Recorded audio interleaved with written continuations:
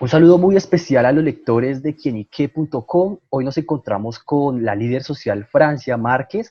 Ella pues claramente es reconocida por los colombianos por su activismo ambiental, también social y más en zonas pues complicadas como la son el Cauca. Entonces Francia, bienvenida a Quienique. Muchas gracias por estar aquí. Hola, muy buenos días, un abrazo ancestral. Muchas gracias por esta entrevista. Bueno, Francia, yo quería iniciar esta entrevista preguntándote acerca de tu recorrido como líder social, de ese recorrido que has emprendido desde una zona tan difícil como es el Cauca. Yo quisiera conocer qué te motivó a ti a ser líder social, a querer defender los derechos de tu comunidad en una región que castiga hasta con la muerte este tipo de actividad.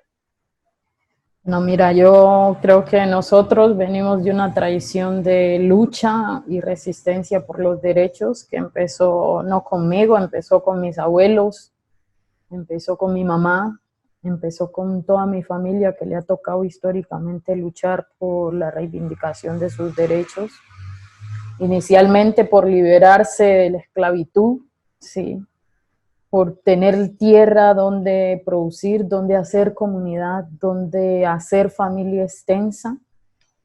Y lo único que yo hice fue que me formé como siendo parte de esa comunidad que luchaba por sus derechos, porque no se nos siguiera viendo por el lente de esclavos, sino que se nos reconociera que somos descendientes de africanos y africanas que fueron esclavizados y que les expropiaron su humanidad, les expropiaron su dignidad, y parte de la lucha que hemos venido haciendo es recuperar nuestra humanidad expropiada, recuperar nuestra dignidad expropiada. En ese sentido, yo creo que yo soy parte de ese andar, de ese caminar. Yo empecé a los 13 años a participar en los procesos organizativos y comunitarios que ya se hacían, que en su momento era en defensa del territorio, en defensa del río. Yo vivo en un territorio ancestral, que cuando digo ancestral es porque en ese territorio hubo una mina esclavista, ¿sí? Se llamaba Gelima, y que desde 1636 mis ancestros han venido luchando por conservar ese territorio, pero como estamos en una zona que tiene muchos intereses económicos a partir de los recursos mineros que hay sobre ese territorio, pues hemos estado en una constante lucha por el territorio, por permanecer en el territorio, por defender en el territorio. Entonces mi abuelo fue un hombre que fue a la cárcel por pelear por el territorio, y mi abuela fue una mujer que le tocó ir a trabajar en la mina, ¿sí? Ancestral, con su batea, con su almocafre, para juntar con otras mujeres que les pasó lo mismo con sus esposos, para sacarlo de la cárcel, por pelear por la tierra, porque nos querían quitar la tierra que ya habían luchado los ancestros, las ancestras de nosotras, cuando lucharon por liberarse de la esclavitud, que no solamente fue que les quitaran el grillete, sino también que les tocó luchar por tener tierra en toda la región del norte del Cauca. Entonces yo vengo de esa comunidad, yo vengo con esa historia que nos la cuentan nuestros mayores desde la oralidad, y yo hago parte de esa lucha colectiva e histórica, ¿sí? Entonces nos formamos como jóvenes, y cuando nos formamos siempre nos enseñan a cuidar nuestro territorio como espacio de vida. Además, porque para nuestros mayores y mayoras, nuestro territorio es significado de libertad y de autonomía, ¿sí? Para ellos no es posible, ¿sí?, que como pueblo negro seamos libres si no tenemos territorio para recrear nuestra cultura, para recrear nuestra autonomía, para ser libres, para no seguir dependiendo, ¿sí?, de la élite que sigue reproduciendo la colonización hoy en el tiempo, y que sigue acumulando recursos a partir del despojo, a partir de la explotación de la mayoría de la gente en este país, ¿sí? Sí, Francia, yo quería ahí preguntarte, digamos que tú has participado en eventos nacionales, internacionales y siempre en calidad de líder social, líder ambiental, y esa palabra en Colombia se ha vuelto como un símbolo mismo de resistencia. Y yo quería conocer para ti qué significa ser líder social en un país como Colombia. Bueno, en un país como Colombia que amenaza la vida y que hoy ha perdido el sentido de cuidar la vida, ¿cierto? Y que hoy la vida no importa, que hay una fractura frente a los valores que implican cuidar la vida, ser líder social siempre implica riesgo, ¿sí? Eso implica a veces muerte, porque no es fácil poner la voz en favor de la vida cuando hay una política de la muerte que se impone sobre la vida, que se impone y genera condiciones de inequidad y desigualdad permanente en la mayoría de la sociedad colombiana, ¿sí? Esto, atrevernos, ¿sí?, a levantar la voz con quienes no están dispuestos a escucharnos, con quienes no están dispuestos a reconocernos, con quienes no están dispuestos a bajarse y reconocer sus privilegios para colocarlos al servicio de la vida, al servicio de la justicia social, ¿sí?, al servicio de la democracia no pensada desde la élite, desde el privilegio, sino la democracia pensada para erradicar el patriarcado, para erradicar las inequidades sociales y para erradicar el racismo estructural. Eso no están dispuestos a escuchar ese tipo de cosas. Y entonces si uno plantea ese tipo de cosas en favor de cuidar el territorio, ¿sí?, ahí hay una visión que se contrapone, defensa del territorio versus desarrollo hegemónico, desarrollo extractivista.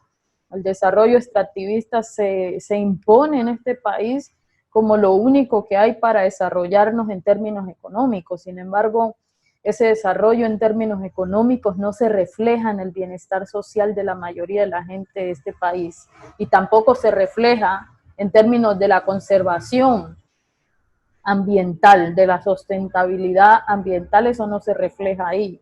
Y entonces cuando interpelamos, ¿sí?, esas posturas, automáticamente nos convertimos como líderes sociales en, en, en, en objetivo militar.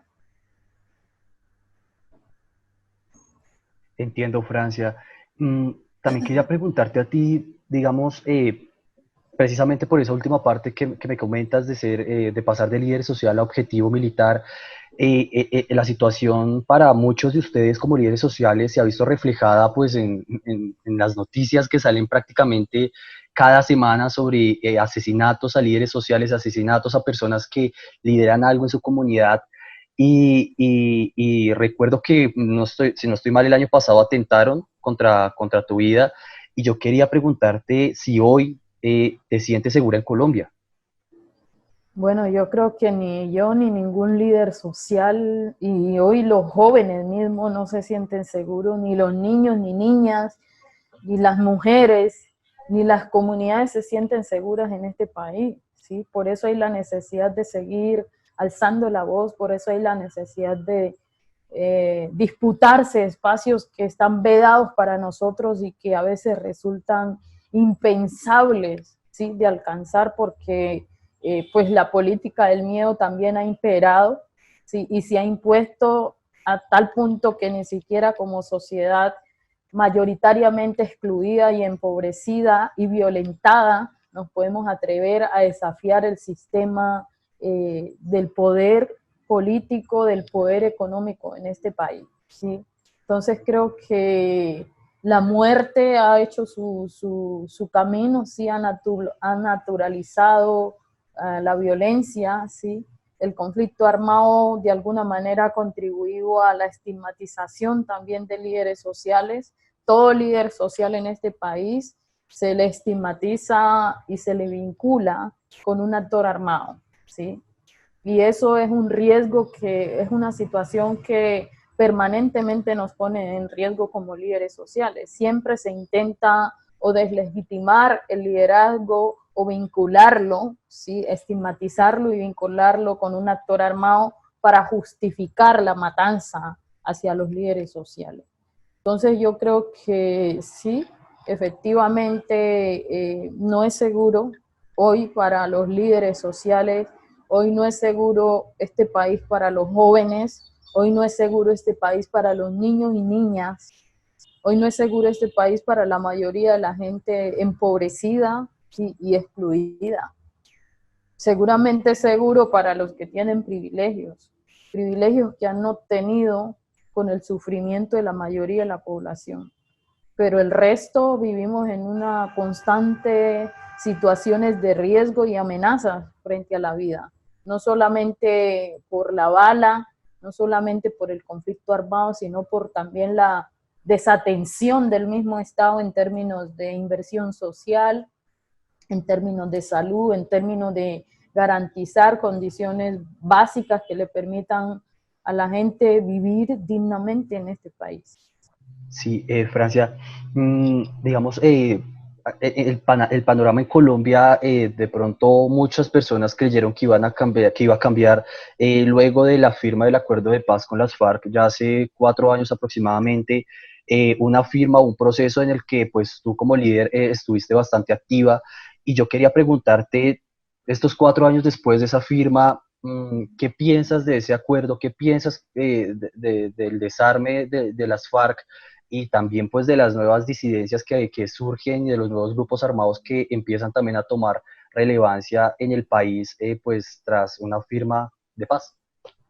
Bueno, yo creo que, como ya había dicho, mantener la violencia en la política ha sido rentable, ¿sí? Para ciertos sectores de la sociedad, que se han lucrado y han obtenido ganancias con la muerte, ¿sí? Con la barbarie, con el miedo, ¿sí? Con condenar a la gente a vivir en condiciones miserables. Esta gente se ha lucrado de eso y sostener eso para ellos es ganancia, ganancia que se traduce en economía, ganancia que se traduce en mantener en el poder en el poder político, ganancia que se traduce en la manipulación del Estado, de las instituciones del Estado, y ganancia que se traduce en las rentabilidades que le genera la corrupción, ¿sí? En ese sentido, creo que muchos de nosotros sabíamos que el no discutir el modelo económico de desarrollo que precisamente generó las conflictividades y el conflicto armado, que para nosotros como pueblos étnicos no empezó hace 60 años, sino que empezó desde hace 500 años, ¿sí? Pero que para nosotros era importante como pueblos que hemos vivido, como territorios que hemos padecido, que hemos sufrido la violencia y el conflicto armado, era importante el silenciamiento de los fusiles para avanzar, ¿sí? Hacia esa construcción de paz. Una paz con justicia, una paz con equidad, una paz dispuesta a erradicar el racismo estructural en este país.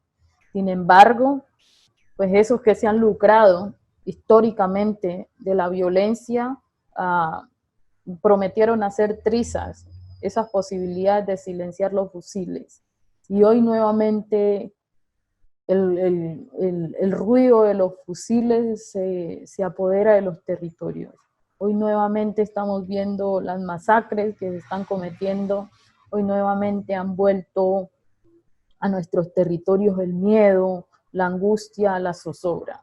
Es doloroso porque en mi propia comunidad, tanto esfuerzo que hemos hecho por permanecer en el territorio, por vivir en paz, y ayer, ¿sí? Nomás ayer, encontramos a un joven torturado, ¿sí? En nuestro territorio, un territorio que tiene una medida cautelar, ¿sí? Del juez de restitución, un territorio que tiene una sentencia de la Corte Constitucional desde 2010, un territorio que tiene una alerta temprana de la Defensoría del Pueblo.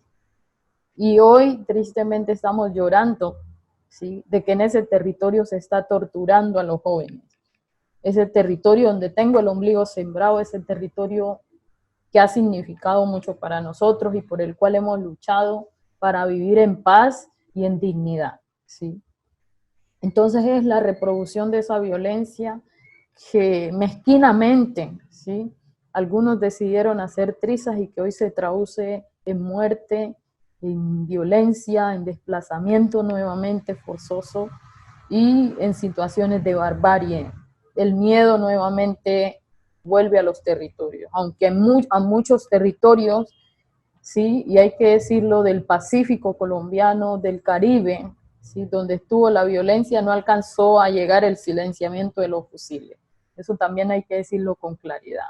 En muchos territorios la paz no alcanzó a llegar, ¿sí?, pero teníamos la esperanza de que llegara, por lo menos, silenciar los fusiles para empezar a reconstruirnos como sociedad, para empezar a sanar todas esas heridas profundas que nos ha dejado el conflicto armado en este país. Eso no está pasando. Hemos visto un informe Indepaz que dice que de la firma del acuerdo hay 1000 líderes asesinados en este país. ¿Eso qué significa?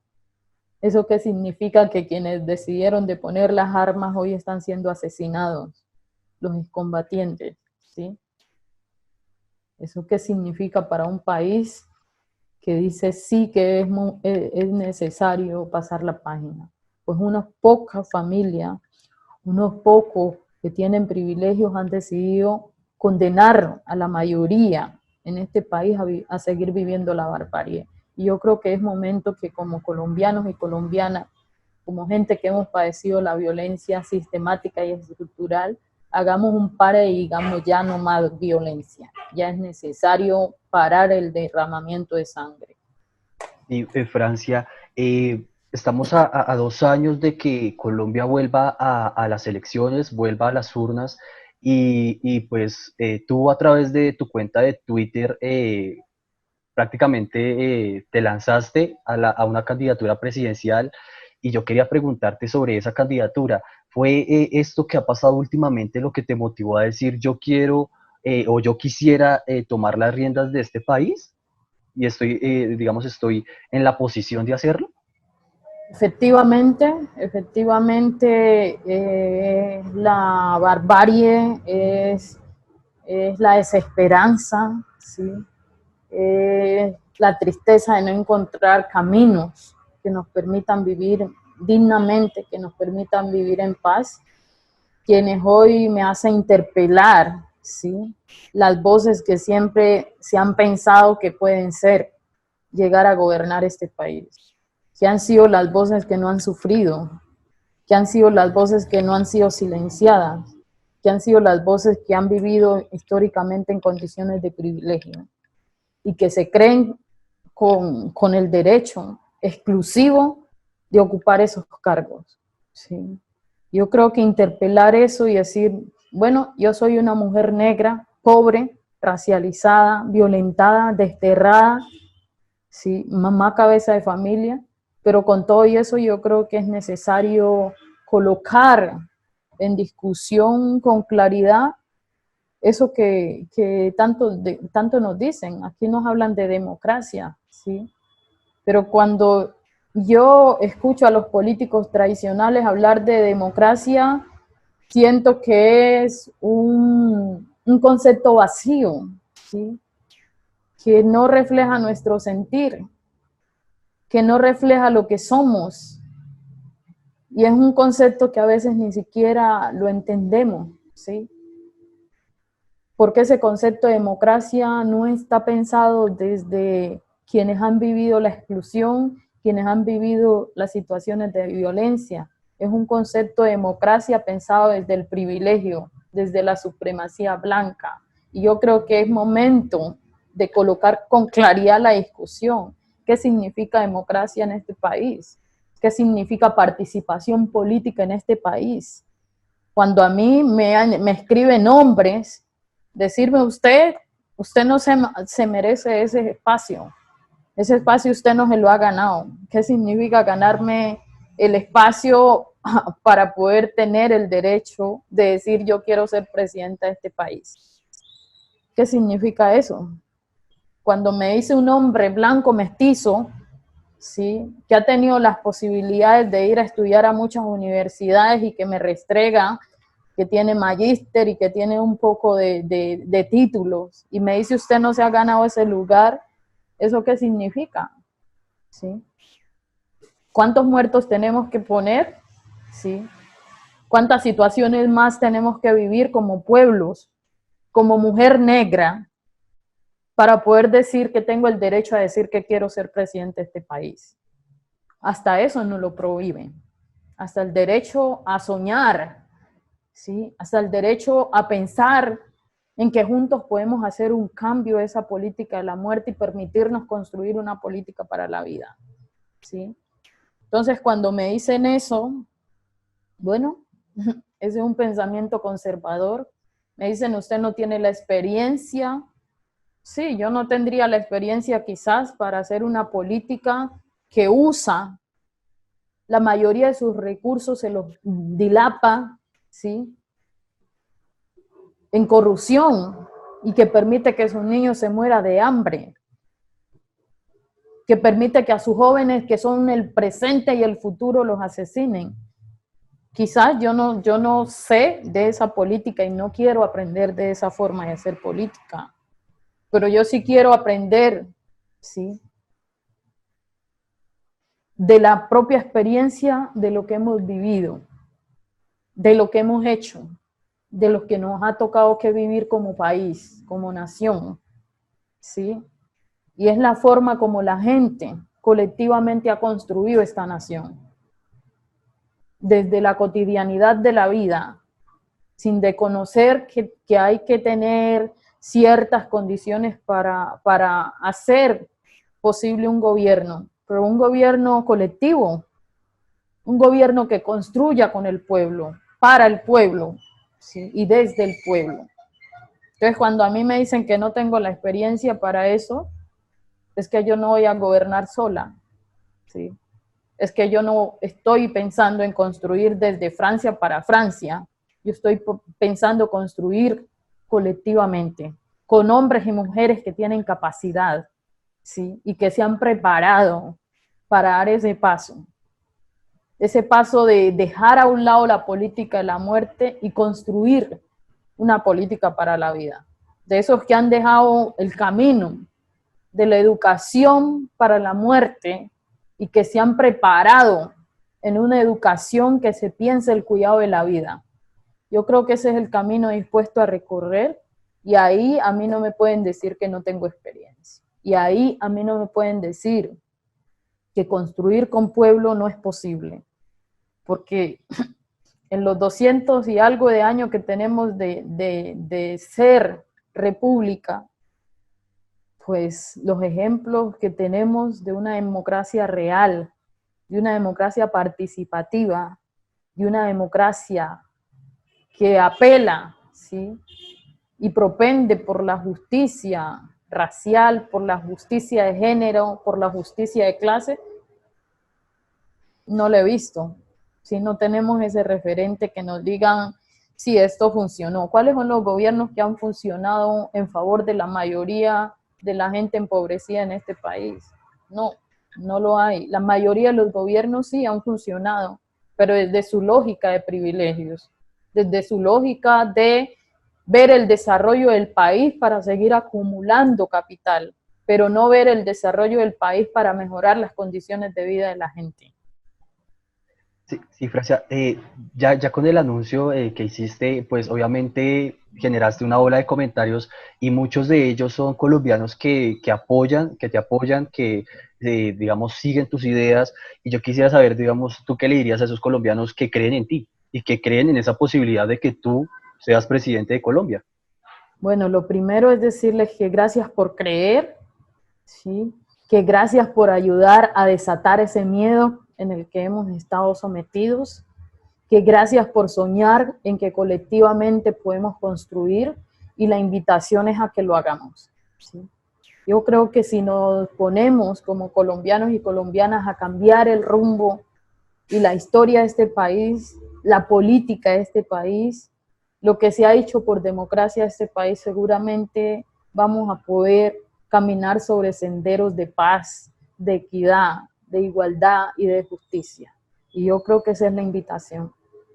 Sí, Francia, digamos, también están quienes no te apoyan y quienes, pues, obviamente dijeron que esa candidatura no era viable. ¿A ellos qué les dirías? Bueno, que la diferencia, algo que tenemos que aprender es a reconocer la diferencia, ¿sí? La diferencia en este país no ha sido vista como una virtud. Al contrario, la diferencia en este país ha servido para justificar la muerte, ¿sí? El exterminio. El que no está de acuerdo conmigo, entonces lo mando a asesinar. Yo creo que no. Que es posible construir desde la diferencia y que es posible, ¿sí?, sanar este país desde la diferencia. Así que, bueno, construir con distintas posiciones y distintas visiones debe ser el camino que nos permita andar. La diferencia debe ser una oportunidad de construir desde el arco iris, ¿sí? Y no de silenciar los diferentes colores que tiene el arco iris e imponer el color de uno. Sí, en Francia ya estamos terminando este espacio y yo quería preguntarte también acerca de el país vive polarizado, Francia, el país vive en una situación donde si no es blanco es negro, si no es derecha es izquierda, y yo quería preguntarte precisamente por ese futuro político que tú ya planteaste, y es Francia Márquez, ¿en dónde se va a ubicar en esa política nacional? ¿Dónde va a estar Francia cuando las banderas de un partido y de otro empiecen a disputarse esa lucha en las elecciones del 2022? Bueno, yo sueño en que podamos caminar y trasegar a lograr una unidad nacional, no en favor de las discusiones políticas entre izquierda y derecha, sino en favor de la vida, en favor de la paz y en favor de la justicia social, en favor de cuidar nuestra casa, de cuidar el medio ambiente, ¿sí? Porque los desastres que vamos a tener como humanidad, ¿sí?, y la vida que se sigue extinguiendo todos los días en el planeta, en la Casa Grande, no está escogiendo color. Al final del día, ¿sí?, si como humanidad no hacemos algo para parar, ¿sí?, la muerte en nuestra Casa Grande, no importa el color, todos nos vamos a morir. Todos vamos a contribuir si no hacemos un pare, ¿sí?, en poner la vida en el centro, ¿sí? Más allá de los colores, yo creo que vamos a terminar socavando, ¿sí?, nuestra propia extinción como humanidad. Entonces el llamado es a construir para la vida, ¿sí?, en favor de la vida, en favor de la paz, en favor de la reconciliación entre humanos, pero también la reconciliación con la naturaleza. Yo creo que es momento de reconocer que no somos parte de la naturaleza, que no somos dueños, perdón, de la naturaleza, sino que somos parte de esta, y que es momento de reconciliarnos, que es momento de sanarnos, ¿sí? Y yo creo que ese es el camino y la invitación. Bueno, Francia, en serio que mil gracias por acompañarnos acá en quienique.com. Esperamos tenerte de nuevo y nada, feliz día y que te vaya súper bien en todas tus actividades como líder y como precandidata presidencial, si así lo deseas. Bueno, muchas gracias y un abrazo ancestral.